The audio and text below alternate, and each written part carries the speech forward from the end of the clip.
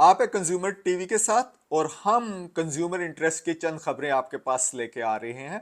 सबसे पहली खबर अमेरिका से है। कंज्यूमर रिपोर्ट एक कंज्यूमर प्रोटेक्शन के ऊपर काम करने वाली ऑर्गेनाइजेशन है। उसने कोई 17 के करीब फ्लॉसिंग कंपनी, ये दांतों में आपको हर डेंटिस्ट करता है कि फ्लॉस करें, तार के जरिए, वो धागे के जरिए आप वो करते हैं। तो ये फ्लॉस होते हैं। फ्लॉस की जो उन्होंने कोटिंग है, उन्होंने बताया है कि कुछ कंपनियां इसके ऊपर PFAS की कोटिंग करती है, जो एक ग्रुप ऑफ केमिकल्स हैं, जिन केमिकल्स को कहते हैं प्लोरी फ्लोरो अल्काइल। ये केमिकल है और इस केमिकल को ये पाया गया कि ये कैंसर कॉज कर सकता है और डिफरेंट हेल्थ प्रॉब्लम, जिसमें किडनी वगैरह की प्रॉब्लम है, ये भी कॉज कर सकता है। तो उन्होंने ये फाइंड आउट किया है और कंपनियों से भी उन्होंने बात की है। काफ़ी सारी कंपनियां तो ये डिक्लेयर ही नहीं करती कि उनके पास जो फ्लॉसिंग है उसके अंदर ये इंग्रेडिएंट डला हुआ है भी या नहीं।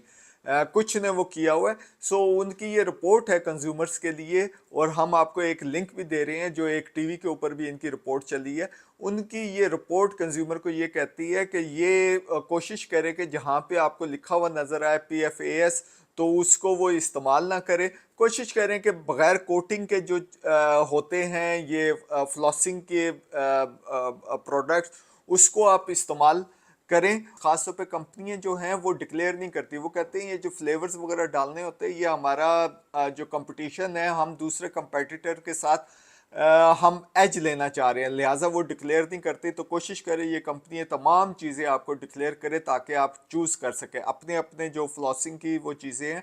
Try to get the information all about that flossing. दूसरी जो खबर है, कुछ रिलीफ आया है। काफ़ी प्रोटेस्ट हुए हैं लेकिन अब रिलीफ आना शुरू हुआ है।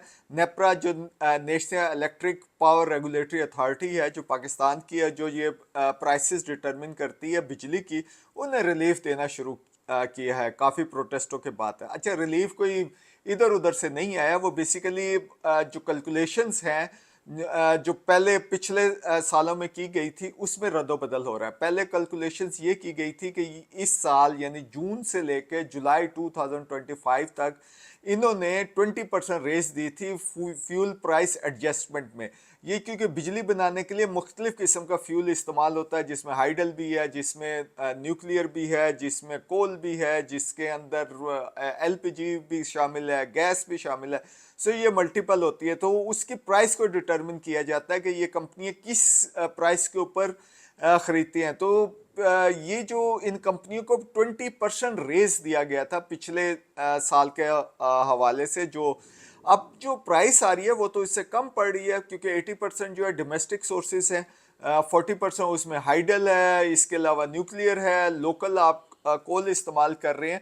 तो ये प्राइस गिर रही है, और वो जो प्राइस जो लोकल फ्यूल की जो प्राइस एडजस्टमेंट है, वो जो है वो पास ऑन कर रहे हैं, लेकिन उन कंज्यूमर को पास ऑन कर रहे हैं जिनकी कंजम्पशन बिजली की 300 यूनिट से ज़्यादा है। लिहाजा आपको आहिस्ता आहिस्ता हर महीने इसके अंदर एडजस्टमेंट होना शुरू हो जाएगी। कोई रफली जो आपको पर यूनिट है, वो जो कॉस्ट है वो कोई 57 पैसा जो है वो उसको वो कम किया जा रहा है, लेकिन आप तक जो रिलीफ पहुंचेगा ये 20 पैसे के आसपास है। सो ये काफ़ी ये है।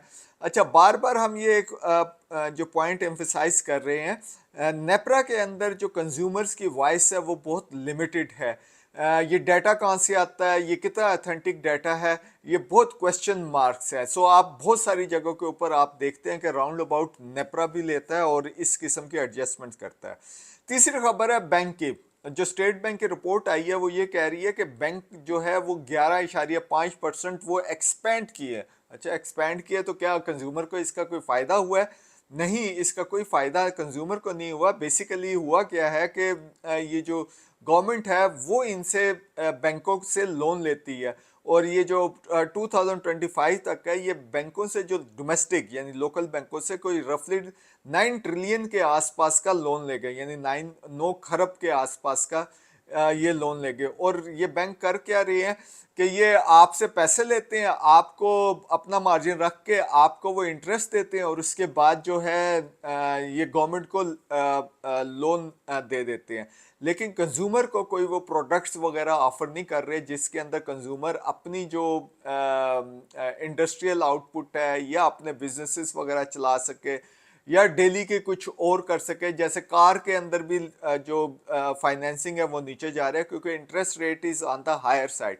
सो लेट्स सी मैक्रो इकोनॉमिक्स जो टारगेट है उनको पूरे करते करते कंज्यूमर को क्या फायदा होगा। एक और माइक्रो इकोनॉमिक्स का जो इशू आ रहा है वो आ रहा है फूड की प्राइसेस का, रॉ फूड की प्राइसेस का। अभी तक इसके ऊपर ज्यादा तवज्जो नहीं है, लेकिन कुछ चंद रिपोर्ट्स आनी शुरू हो गई हैं कि जो जो रॉ फूड के आइटम्स हैं वो हम बाहर एक्सपोर्ट करते हैं, तो उसका जो इम्पैक्ट है वो लोकल प्राइसेस के ऊपर आ रहा है। जैसे चावल के ऊपर हो गया, शुगर के ऊपर हो गया, प्याज के ऊपर हो गया।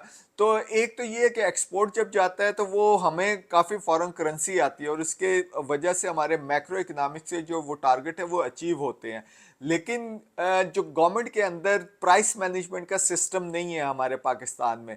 सो ये मैक्रो लेवल के ऊपर जो सप्लाई एंड डिमांड है उसी के ज़रिए ये जो प्राइस है वो डिटरमिन की जाती है और उसी से फिक्स होती है। सो गवर्नमेंट को अक्सर आपने देखा होगा किसी चीज़ की प्राइस बढ़ रही हो तो ये बाहर से इंपोर्ट कर लेते हैं। अगर किसी चीज़ की प्राइस गिर रही हो या सरप्लस के अंदर आ रहा हो तो कंज्यूमर को इतना फ़ायदा नहीं होता। गवर्नमेंट उसको कोशिश करती है कि वो एक्सपोर्ट बाहर करके और कुछ रेवेन्यू वगैरह जो फॉरेन करेंसी है वो कमा लें। सो इस चीज़ के ऊपर और रिसर्च करने की ज़रूरत है और लेट्स सी कि मैक्रो इकोनॉमिक्स में जो चीज़ें ठीक होती हैं वो माइक्रो लेवल के ऊपर कंज्यूमर्स के लिए ठीक होनी चाहिए।